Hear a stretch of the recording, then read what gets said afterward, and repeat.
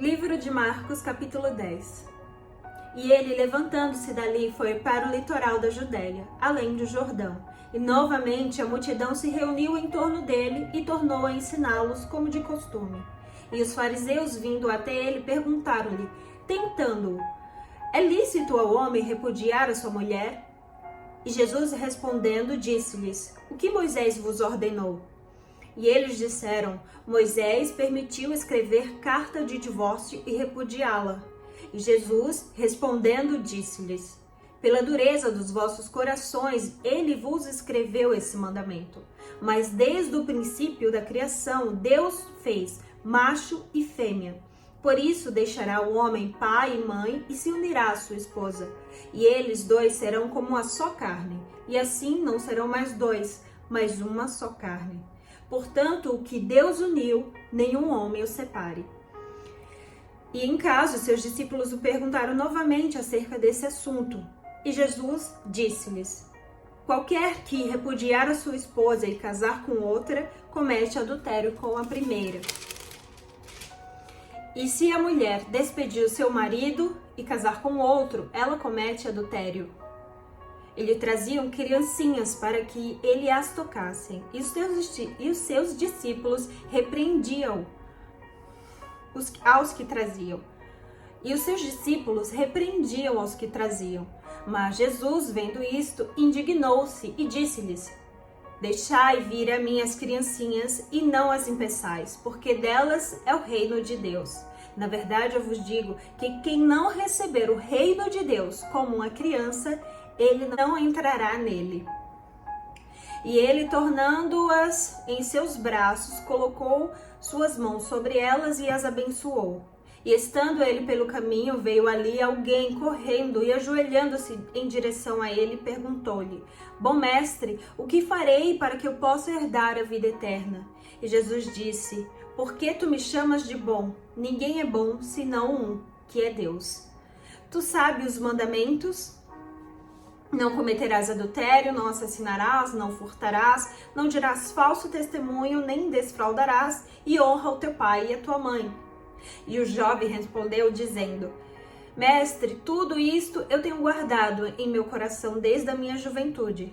E Jesus, olhando para ele, o amou e lhe disse, uma coisa te falta, vai pelo teu caminho, vende tudo quanto tens e dai aos pobres, e tu herdarás um tesouro no céu.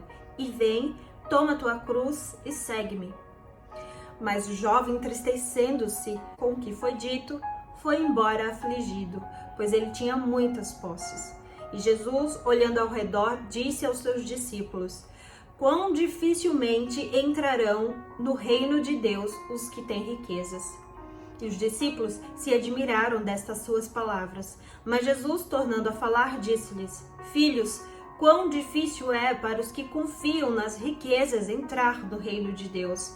É mais fácil um camelo passar pelo buraco de uma agulha do que entrar um homem rico no reino de Deus. E eles ficaram extremamente admirados, dizendo entre si, quem então poderá ser salvo? E Jesus, olhando para eles, disse, com homens isso é impossível, mas com Deus não, porque todas as coisas são possíveis para Deus. E Pedro começou a perguntar-lhe, eis que nós deixamos tudo e te seguimos. E Pedro começou a dizer-lhe, eis que nós deixamos tudo e te seguimos. E Jesus respondendo disse, na verdade eu vos digo que não há nenhum homem que tenha deixado casa, irmão, irmãs, mãe, pai, mulher ou filhos, ou campos, ou qualquer coisa, por causa de mim e do evangelho, que não receba 100 vezes tudo, 100 vezes tanto já neste tempo, em casas, irmãos, irmãs, mães, filhos e campos, com perseguições, e no mundo vindouro a vida eterna. E muitos que são os primeiros serão os últimos, e os últimos serão os primeiros. E eles estavam no caminho subindo a Jerusalém, e Jesus ia diante deles, e eles maravilhavam-se e seguiam-no atemorizados. E ele, tomando novamente os 12, começou a dizer-lhes as coisas que lhe deviam acontecer com ele. dizendo: Eis que vamos para Jerusalém, e o Filho do Homem será entregue, e os principais dos sacerdotes aos principais sacerdotes e aos escribas, e eles condenarão à morte e o entregarão aos gentios, e eles zombarão dele, o açoitarão e cuspirão nele, e o matarão, e no terceiro dia ele será ressuscitado. Tiago e João, filhos de Zebedeu, aproximaram-se dele, dizendo: Mestre, que teremos? Queremos que tu nos faça o que desejamos. E Jesus lhe perguntou: o que quereis que eu faça? E eles disseram: concede-nos que na tua glória nós possamos assentar um à tua direita e o outro à tua esquerda. Mas Jesus lhe disse: